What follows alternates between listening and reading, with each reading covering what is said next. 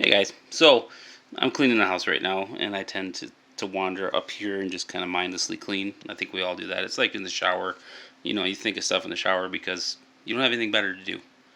I saw a TikTok on Facebook, um, and it was this young lady telling the story of Job, and she went through the story and got to the point, like, well, God gave Satan permission to harm Job and to do all these things to Job and bring him to basically nothing, destroy him, kill his family, take away his property, everything. And it's like, okay, that is the story of Job. And then she kind of just cut it off. And it's like, well, God did this so that he could show off to Satan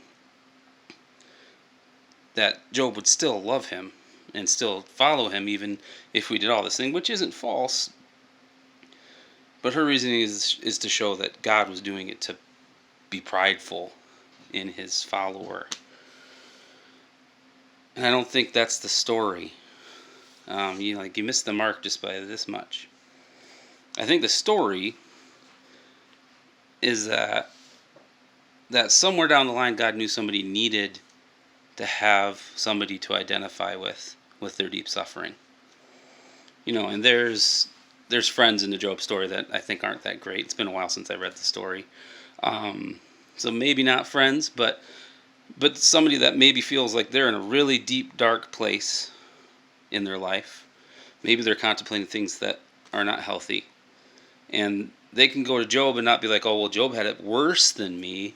No, they can go to saying like, well, God was still aware of Job when he was in the darkest, deepest place. And he was still looking after Job, even though Satan was attacking him and taking everything away. And maybe not the only reason for the story of Job was so that in 2023 there's a person online watching this video that needs to know that no matter what position you're in, as far as what you've lost, who you've lost, God's still there. Job lost everything. He lost his wife, his kids, his whole family. He lost his herds, his animals, his land. Every single thing that you could lose, he lost. He was restored because of his faith in God. So maybe you're in a place right now where you're not feeling super great. You've lost everything maybe. Just know that God's looking after you. He sees you. And if you keep your eyes on him, if you keep praying to him, find good people that'll surround you and give you good advice, unlike the friends in Job. There's hope. And that might be all you need right now, is there's hope.